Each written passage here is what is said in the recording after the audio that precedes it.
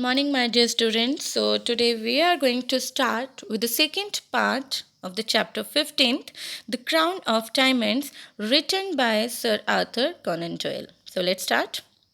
Before we go to the text explanation, let us quickly revise the first part of this story. So, Mr. Alexander Halder, he is a respected banker who lives with his son Arthur and his niece Mary. Mr. Alexander Holder, he has given a crown of diamond as an assurance against loan. So he takes that crown in his home. So next, so Arthur Holder, who was having a reputation that he was not a good person, and he is deeply loved with his cousin Mary, who was a beautiful, loving, and gentle woman. The senior Halter, Mr. Alexander Halter, he did not trust Bunwell. In spite, he had a very good manner, but still, Mr. Halter was suspicious on him. So, on that evening, he told his son and Mary about the crown which he had kept locked in his sitting room. So, as he was going to his bed, he saw Mary standing near a side of window in the hall. He thought it was not a big deal, so he went back to his room. So it was around 2 in the morning. Mr. Halder heard some noise and he suddenly woken up and went in his sitting room. There he saw a strange sight. What he saw? He saw Arthur with a crown. Arthur, he had been holding the crown in his hand, but Holder, he picked up the crown and was shocked to see that one of its gold corner with three of the diamonds was missing. When he saw that three diamonds were missing, he shouted or he immediately questioned him that where are the three diamonds. So because of these words, Arthur, he started getting very angry and he said to his father that he had called him enough names and now he would not say another words. And Halder, he also get angry and he said that he would hand him over to the police. Now come to the next page, 126. Mary, who had heard all the noise, rushed into the room. When she saw the crown, she fainted. Holder sent for the police, and when they arrived, he asked them to take Arthur away. Let me leave the house for 5 minutes. Please believe me when I say it will help both of us. Arthur begged. Holder refused to do so and the police arrested Arthur. They looked all over the house but could not find any trace of the crown's missing piece. The police were puzzled. How could it have disappeared into thin air? And so it turned out that Holder had come to Sherlock Holmes on the advice of the police. You must help me, sir. If this story gets out, it will bring great dishonor to me and to England, begged Holder. On hearing this mysterious story, Holmes sat silent for some minutes. I don't think there is sufficient proof that Arthur stole the diamonds. Maybe he was trying to mend the crown when you found him, Holmes said. But what was he doing there then? And why didn't he come? His innocence? Holder asked. And you say no one visits your house except for this Burnwell fellow? Asked Holmes. No, sir. What about the noise that woke you? So, when Mary heard all the noise, she rushed into the room and when she saw the crown, she fainted. So, Holder sent for the police, and when the police arrested, he asked police to take Arthur away as he suspected that he was a thief. But Arthur said that he should be given at least 5 minutes and he would surely trace back the crown's missing pieces. But no one believed him and the police arrested him. Now the police looked all over the house but couldn't find the crown's missing piece. So the police were puzzled, and they were thinking that how it have disappeared into thin air. So now Holder went to Sherlock Holmes' house on the advice of the police because Sherlock Holmes had helped police in many cases. Now the case could be solved without the story getting out, because if the story gets out, then everyone comes to know about this case, and it would bring great dishonor to that novel person indirectly to England.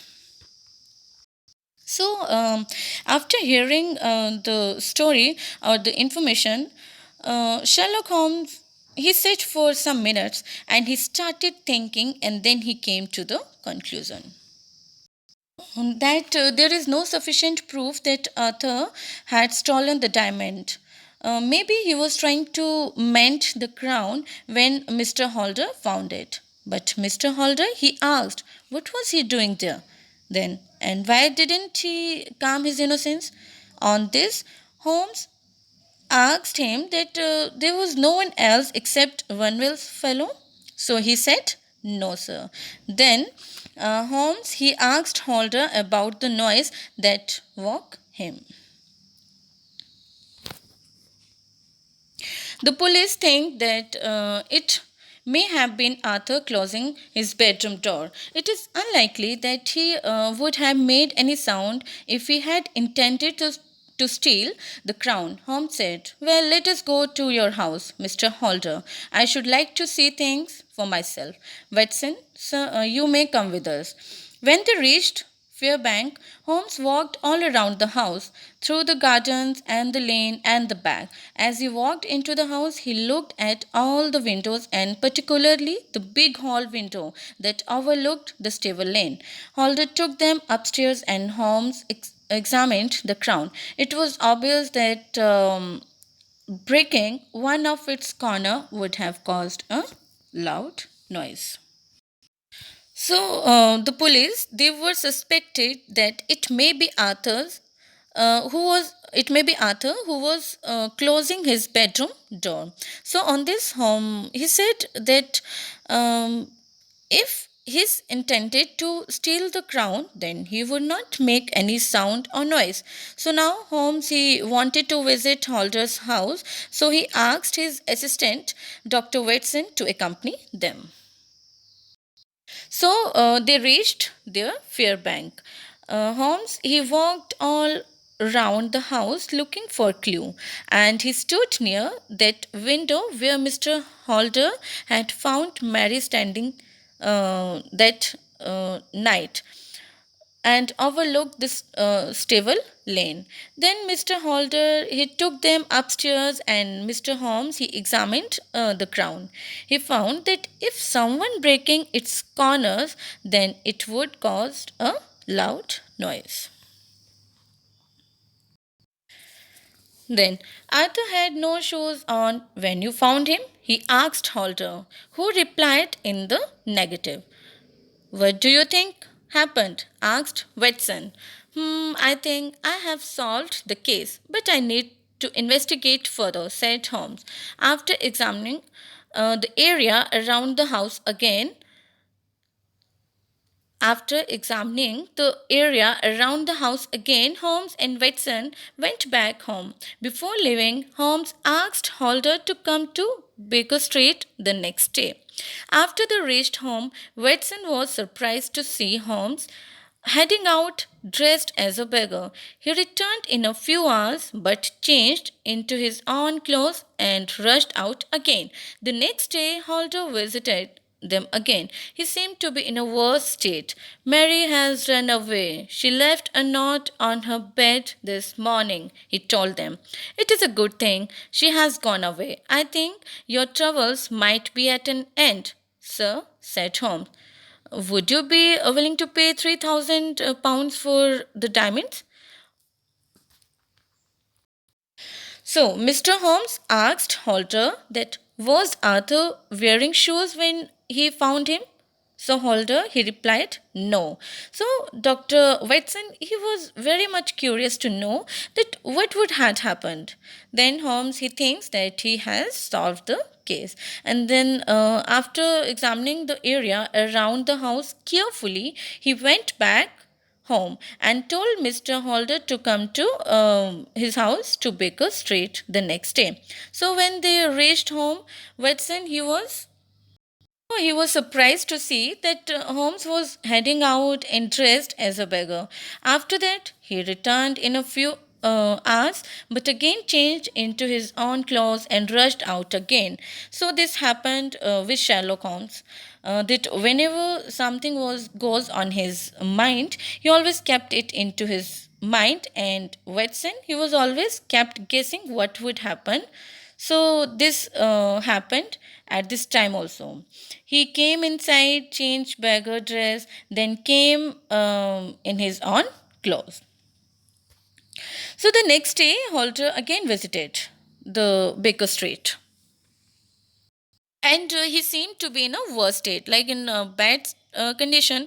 He says that Mary has run away and she left a note on her bed this morning. So, so Holmes, he said that it's a good thing that she has gone away. And he says that I think your travel might be at an end. So he just asked, or he said that, would you be willing to pay £3,000 for the diamonds? So what Holder did, he gave him the money immediately, right? So then come to the next. Holder gave him the money immediately. Then, to the astonishment of both Holder and Watson, Holmes took the missing piece of the crown from his pocket and gave it to Holder. The bank was overjoyed. The banker was overjoyed. But how did you find it? He exclaimed. Firstly, I am sorry to tell you this, but your Mary has run away with Burnwell, he said to Holder's shock. Burnwell is a man with a bad character and no morals who led Mary to believe that he was in love with her. Holmes then proceeded to shed light on the mystery. When Holmes had been looking around the garden, he had noticed two sets of footprints in the snow. One of them had been left by Arthur's bare feet, and the other had belonged to the shoes of an unknown man. Holmes had followed the second pair of footprints to the end of the lane. After investigating further, he had figured out the whole mystery. Mary and Burnwell often met in secret. That evening, after Holder had gone to bed, Mary had opened the hall window and spoken to Burnwell, who was standing outside. It was his footprints that Holmes had seen in the garden. When Mary had told Burnwell about the crown, he had convinced her to steal it and give it to him. So the next day, Holder again visited the Baker Street in their house, and Sherlock Holmes, he explained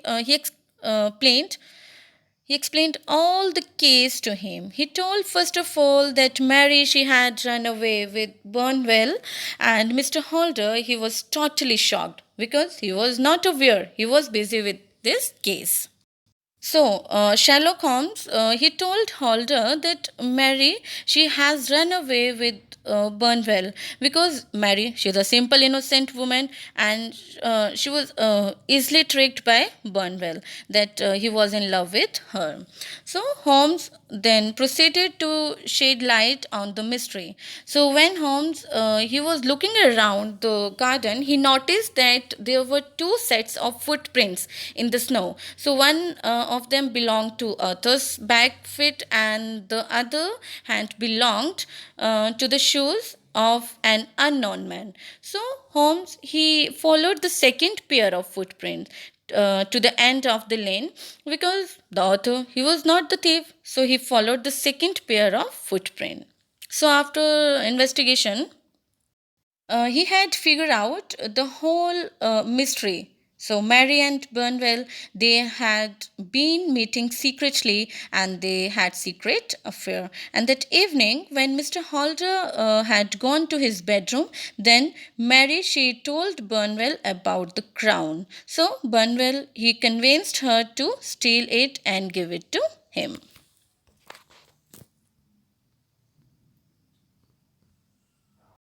Arthur had seen Mary take the crown to Burnwell. He rushed outside and caught the man in the dark. Arthur fought with Burnwell and wrested the crown from him. Now, wrested means pulled something away from someone. However, during the course of this struggle, a piece of the crown had broken off. Arthur then ran back to Halder's sitting room and had been trying to straighten the crown when his father had found him. Mary had fainted because she had been shocked to see the crown back in the house. Although he was innocent, Arthur's love for Mary and his pride had prevented him from telling his father the truth. To confirm his theory, Holmes had dressed up as a beggar and gone to Burnwell's house, asking his servant for some old clothes. The servant had given him the clothes and shoes his master uh, his master had thrown away that day. Holmes had taken the shoes to Fairbank, compared them with the footprints, and found that they were a match. Then Holmes, deducing that the missing piece was with Burnwell. Deducing means reaching a conclusion, thinking carefully about the information that is known. So he had visited him and offered him £3,000 in return for the diamonds. When Burnwell had tried to attack him, Holmes had pointed a pistol at him and made him more complaint to his deal. Compliant to his deal. And so here are the diamonds, he told Holder, you have saved England from public shame, and my son, I owe you a great debt, said Holder. You only owe one thing, and apologize to your son, said Holmes. Indeed, sir, I thank you. You are the greatest detective. So Arthur, Arthur, he saw that Mary was giving the crown to Burnwell. So he rushed outside and fought with Burnwell and wrested the crown from him. So when he wrested the crown, in the course of the struggle, a piece of the crown had broken off, and Burnwell he escaped three missing diamonds. And Arthur he ran back to Halder's sitting room and tried to fix that the crown when his father had found him. Now Mary she fainted because she did not know that the whole plan that has failed, and because of that she was fainted. Although he was innocent, Arthur did not tell his father, who was the real thief, and he did not tell his father, who was the real thief, and he was in love with Mary and did not want Mary to be caught by police. So, to confirm his theory, Holmes had dressed up as a beggar and gone to Benwell's house and asking his servant for some old clothes. So, his servant he gave him the clothes and shoes which Burnwell had thrown away on that day. So Holmes he had taken the shoes and clothes to Fairbank and compared them with the footprints and found that they were a match. So Holmes deducing means reaching a conclusion by thinking carefully about the information that is known. So Holmes he reached to a conclusion that a missing piece was with